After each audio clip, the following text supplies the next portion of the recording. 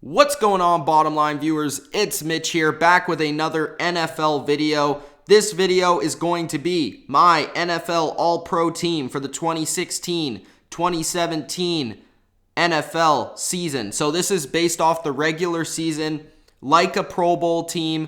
This is my All-Pro team. We see that the NFL gives out an All-Pro team every year, so I wanted to do the very same. Offense, defense, about 3 guys at every position for the All-Pro team. I'm going to have a first team, a second team, and kind of an honorable mentions category as well for my All-Pro team. So let me know who you guys would put on the All-Pro team and who I missed out on. If I missed out on anybody, let me know. And of course, like the video and subscribe to the channel if you're an NFL fan. Okay, guys, let's start off with the quarterback position.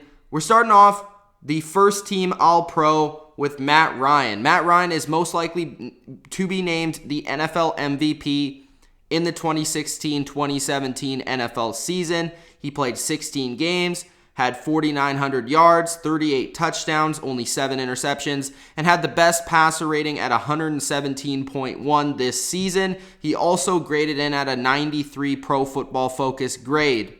Matt Ryan, to me, he's going to get the first team All-Pro. He got it for the real NFL. He does as well for me because he had the best statistics. I mean, the All-Pro is mostly about who puts up the best stats, who is not necessarily the MVP. That's kind of a different category or a different award, but it's most likely like who was the best player at that position this year. And I guess you'd have to give that to Matt Ryan. Matt Ryan did have the best statistics across the board. He was the most consistent quarterback. Tom Brady, of course, wasn't able to play 4 games. So therefore, Matt Ryan beats out Tom Brady for the first team All-Pro. I'm going to slide in Tom Brady at the number 2 spot for the All-Pro team, playing 12 games, 3,500 yards, 28 touchdowns, 2 interceptions, 112.2 passer rating, and a 99.3 Pro Football Focus rating, which was the best in the NFL.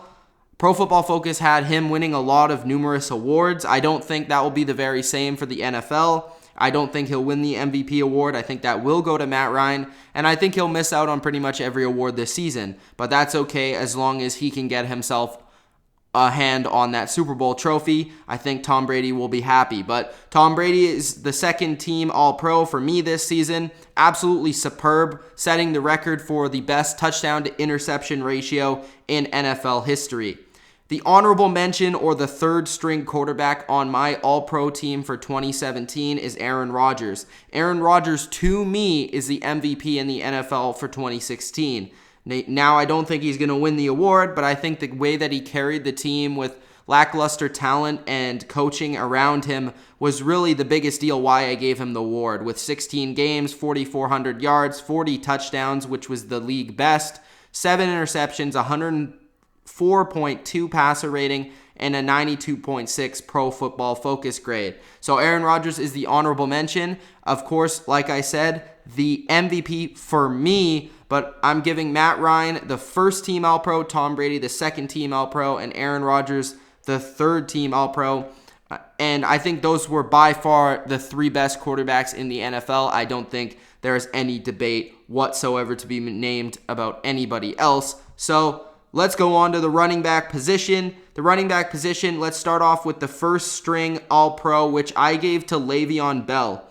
Now, Leveon Bell played 12 games. He had 1,268 yards, a 4.9 yards per carry, 7 touchdowns, 75 receptions, 616 yards, and 2 touchdowns through the air.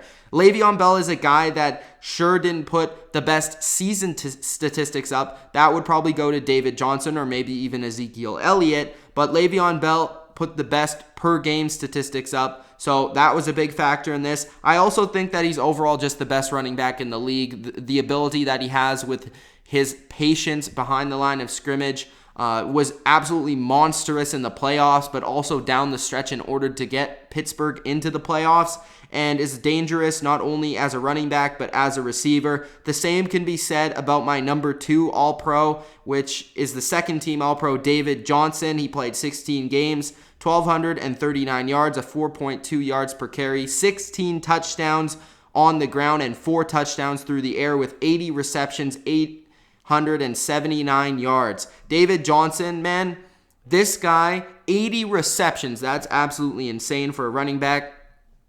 Over 2,000 yards, 4.2 yards per carry behind not a very good offensive line, 20 touchdowns, which is the most of any player this season. David Johnson was borderline first-team All-Pro for me. I think Le'Veon Bell is just slightly better, and his patience and the style that he has as a runner and his experience in the NFL, I think, has the slight advantage over David Johnson.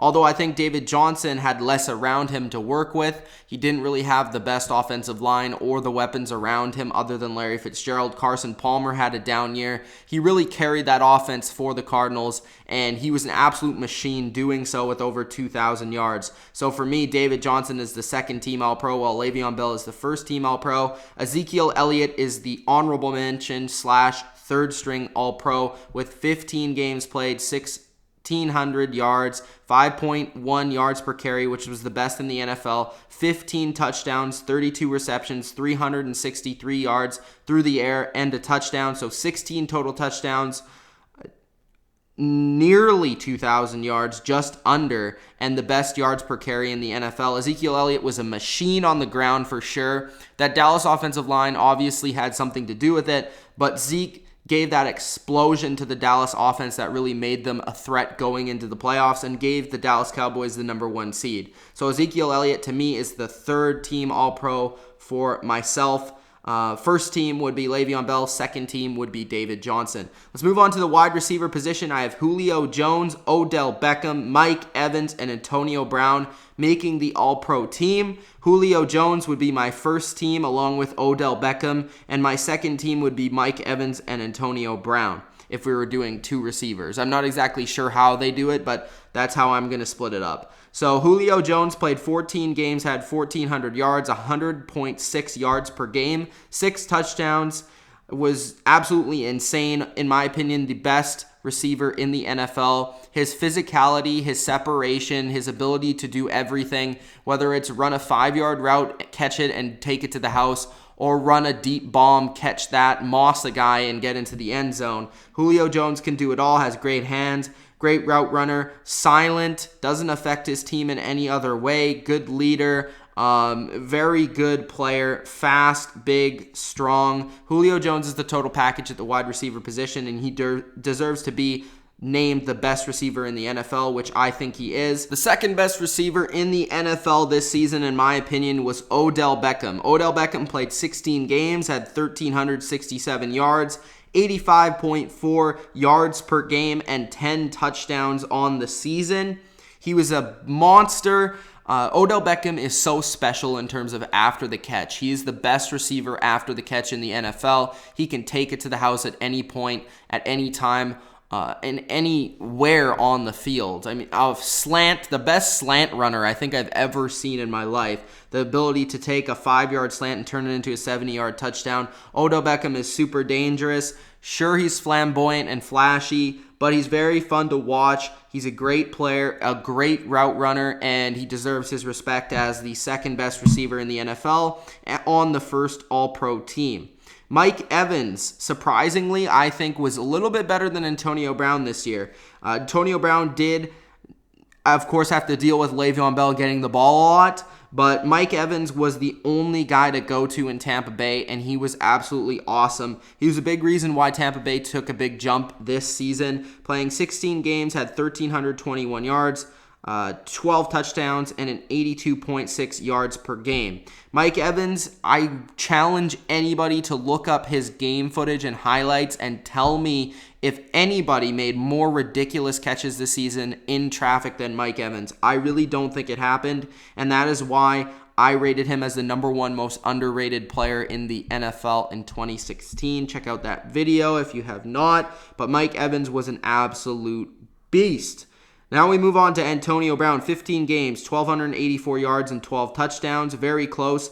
Had 85.6 yards per game, which I believe was second to Julio Jones. Antonio Brown is awesome. He's one of the best receivers, arguably the best in the league. But I just felt like this season he may not have been as consistent as these other guys. And I think he kind of took a backseat in the offense to Le'Veon Bell. Maybe that hurt his value a little bit. But I think Antonio Brown is still an all-pro and deserves to be on the second team along with Mike Evans. We move on to the tight end position. Travis Kelce, Greg Olsen, and Jimmy Graham make my all-pro teams. Travis Kelce would be on the first team playing 15 games, having 1,125 yards and 4 touchdowns and 70.3 yards per game. Now, of course, we have to factor in that Gronkowski was injured for most of the season, so this is pretty much number 2 because, of course, Gronk would be on the number 1 team, but he got hurt again. So Travis Kelce, beast mode, definitely cost his team in the playoffs, but we're looking at the regular season.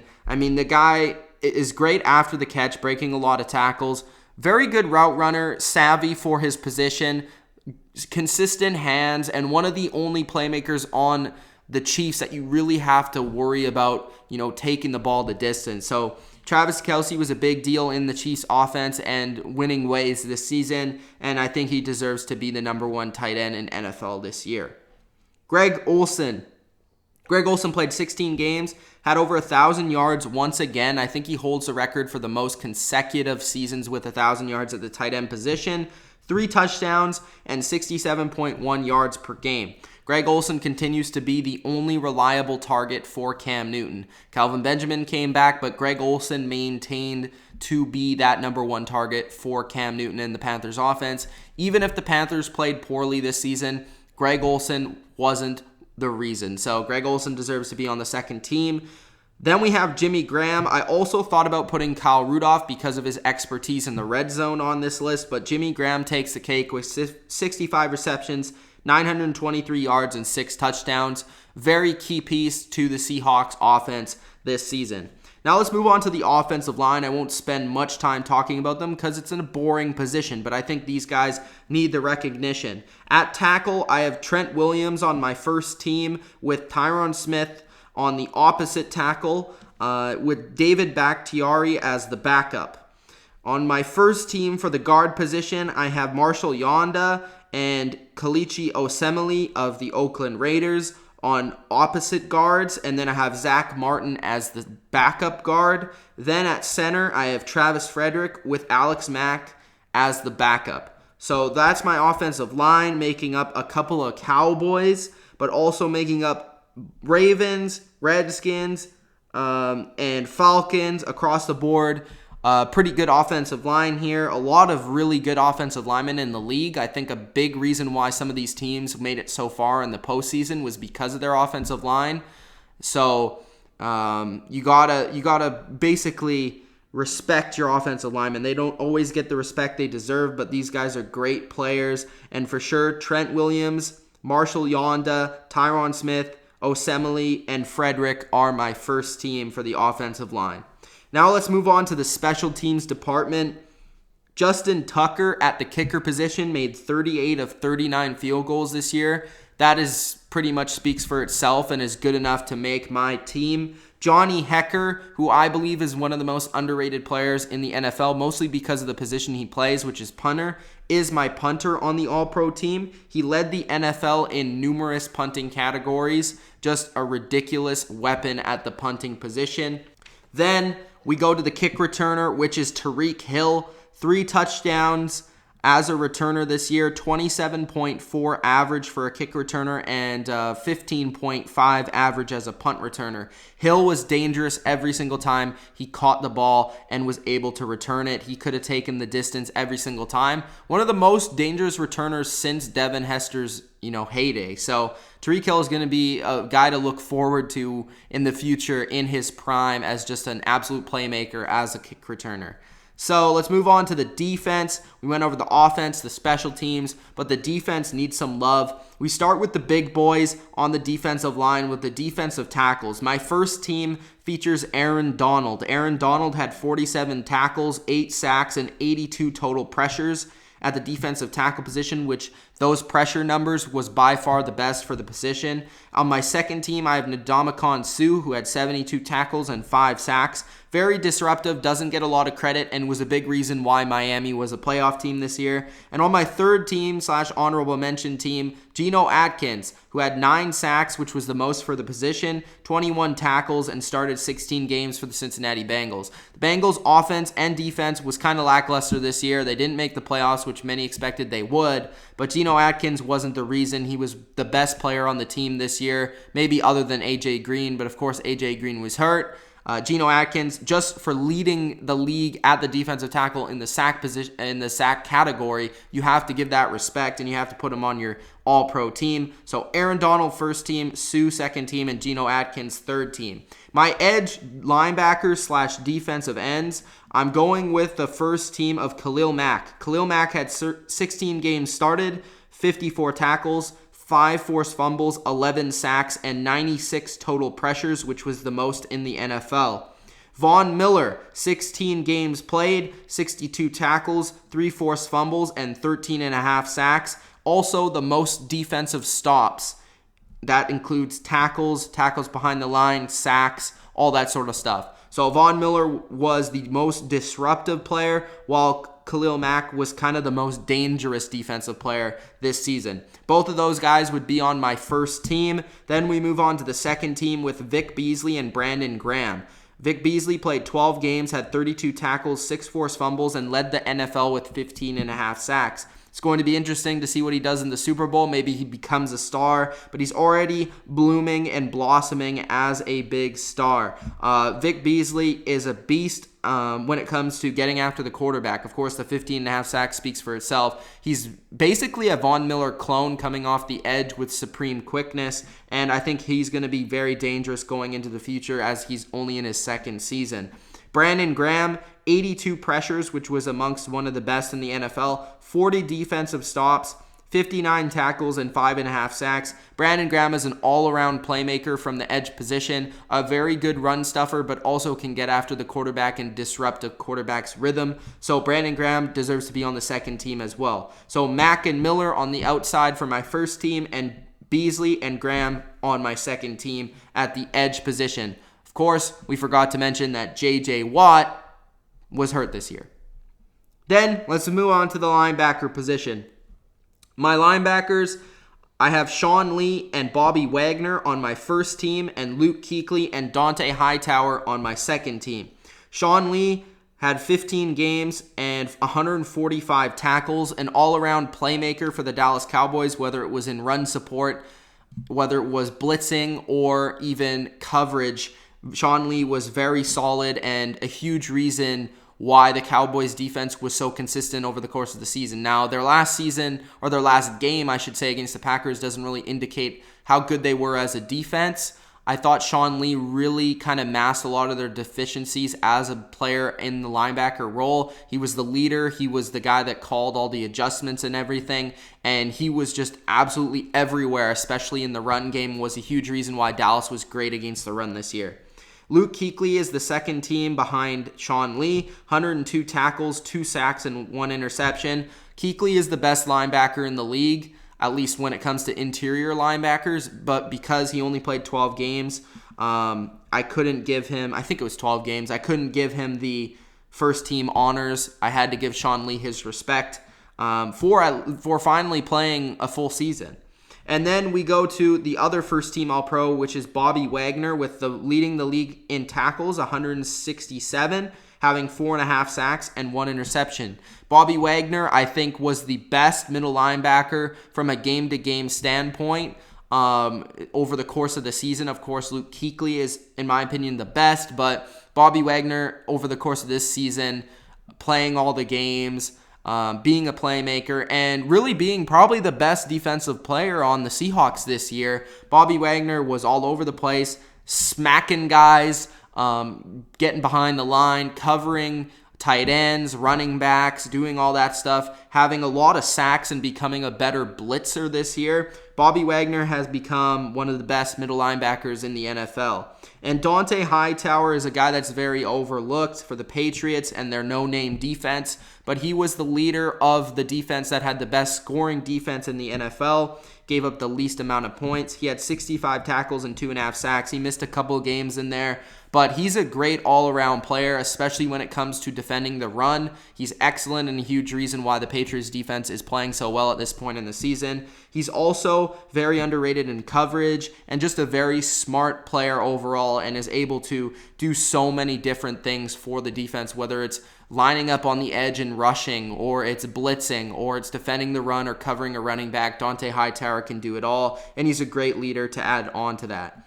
Now let's go to the secondaries, going with the safeties. My first team All-Pros are Eric Berry and Landon Collins at their respective positions. Eric Berry had 77 tackles and 4 interceptions, a great overall season, being one of the biggest reasons why Kansas City was such a disruptive force on the defensive side, turning the football over so often. And then Landon Collins with 125 tackles, 4 sacks, and 5 interceptions. Landon Collins was the ultimate playmaker for the Giants defense this year, their best player for the Giants. I saw a lot of commenters say that he should have been the defensive player of the year. Personally, I think it should be Von Miller, but I think it will go to Khalil Mack. It's hard for a safety to get it over an edge rusher, but for me, Landon Collins would be in the discussion. He was excellent. He was great as a run defender, great as a pass defender, all over the field, made tons of plays, whether it was sacking the quarterback or intercepting the ball and returning it for 6. Landon Collins definitely deserves to be in the conversation for Defensive Player of the Year and is on my first team All-Pro team. My second team All-Pro is Eric Weddle and Devin McCourty. Eric Weddle had 89 tackles, 1 sack, and 4 interceptions, while Devin McCourty had 83 tackles and 1 interception. The thing that Devin McCourty does that's so great that doesn't really show up in the statistics is he is the reason why the Patriots don't give up that many big plays. The Patriots have been, over the past couple of years, have been amongst the best, if not the best team in giving up the least amount of big plays on a season basis. And Eric Weddle was a huge reason why Baltimore's defense took a huge jump forward this year. Solidifying the back end, Eric Weddle was great in run support and also great in coverage. Made some plays there with his 4 interceptions. Eric Weddle's an awesome, old school type of guy to watch. Devin McCourty is kind of a new school flying around safety who can make plays and is very rangy. So both of these guys deserve to be on the All-Pro team. And at the cornerback position, the last position, Aqib Talib is the first team All-Pro, along with his teammate Chris Harris. I think both of these guys are the best cornerbacks in the NFL, at least this season. I would still say Patrick Peterson and Richard Sherman deserve to be in this conversation, but this season, I think pound for pound, Talib and Chris Harris are the 2 best cornerbacks in the NFL. Talib didn't allow a single touchdown this season and only allowed 351 passing yards and a passer rating of 49.5, which is absolutely insane. He also had 43 tackles, 3 interceptions, and 12 pass deflections. Chris Harris led all cornerbacks in defensive stops. He had 63 tackles and 2 interceptions. My second team All-Pros would be Malcolm Butler and Janoris Jenkins. Malcolm Butler had 4 interceptions, 17 pass deflections, and 48 tackles. A shutdown corner for the Patriots, can play man or zone, is very feisty in the run game and an ultimate competitor, while Janoris Jenkins is very much the same. Great at the line of scrimmage, can press, very physical, 49 tackles, 1 sack, and 3 interceptions to really solidify the back end for the New York Giants. So these are my All-Pros for the NFL 2017 season. Let me know if I missed anybody. It was very hard to make this. I had to really study everybody's seasons because you can't always watch every game of every player.